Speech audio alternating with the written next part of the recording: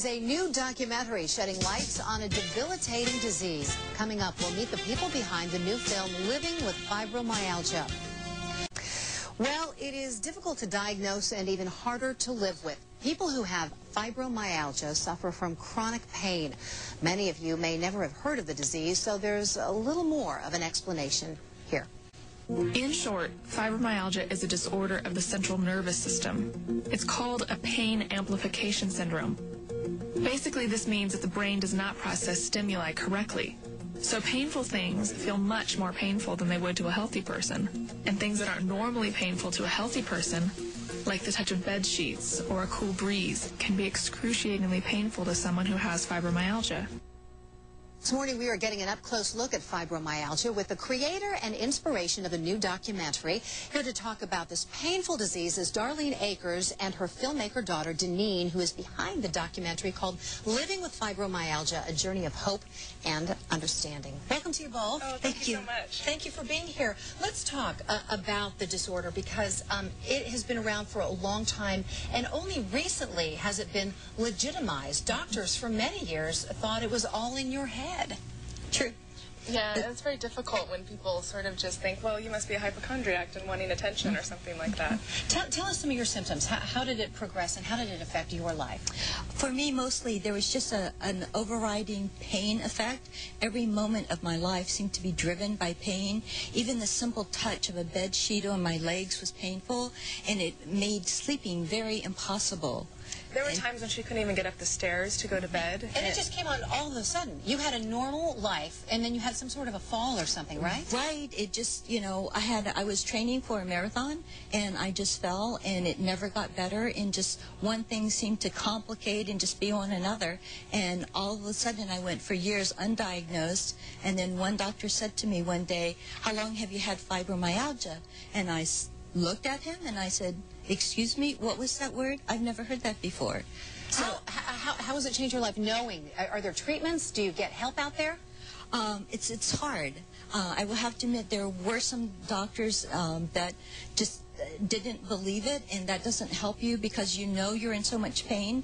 And if you've been a really active person, a really accomplished person like I had been, and then all of a sudden you just can't be that person, it's debilitating, and it really hurts your psyche, and you feel very guilty because you feel very lazy, and you want to know what's wrong with me, and all you know is that every day feels like the flu, and you ache all over, and it's so hard.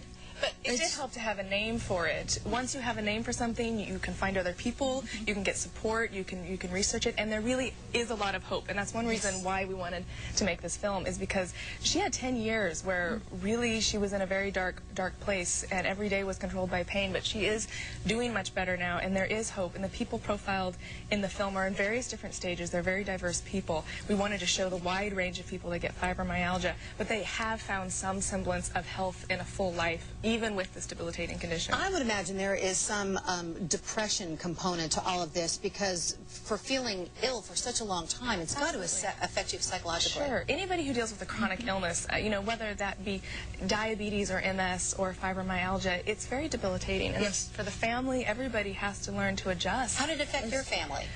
Well, it was really a relief to find out that there was a name for it. I have to admit, I feel guilty to say that there were times when I'm not sure I fully believed that she wasn't just sort of... You thought she was faking it? I thought that occasionally. I think I did, looking back. And so it was very good for us, but it was hard. It's a hard name even to spell. But once we found... you know, could talk and could read books, but one reason why we wanted to make the film is we really envisioned something that the whole family could sit down and watch together, get a baseline of information, start their educational process, and get hope to realize that this is not a death sentence. That doesn't mean there's not going to be great, happy days in the future. Things do have to change, but there is hope. And this is something that affects mostly women, isn't it? It seems like the large majority, yes, and maybe perhaps because we always try to do so many things.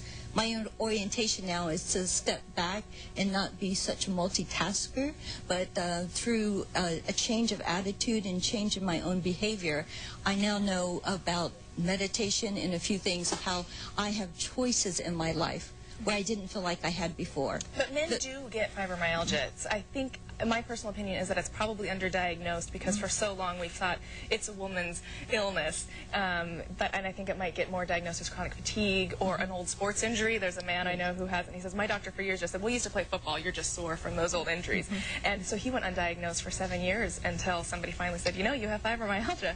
Yes. We want our viewers to know that there is a free screening. Yes. You can learn all about fibromyalgia and some of the people who have experienced it and how they're getting through it. It's a viewing that's happening Thursday, March 22nd at 7 o'clock at the Hillcrest Landmark Theater. Admission is free, and it's called Living with Fibromyalgia, A Journey of Hope and Understanding, and you can find out all about it from this very talented young filmmaker. Congratulations. Thank you so much. Quite an undertaking, and continued good health to you. You look you don't look like you have the flu. Doesn't she look great? Yes. And that is a challenge because it's an invisible illness, and so sometimes people look great, but they might not feel great inside. But she hasn't had a flare in several months, and so we're keeping our Knock fingers on wood, crossed. everybody. That's right. Thank you so much. Thank you. All right.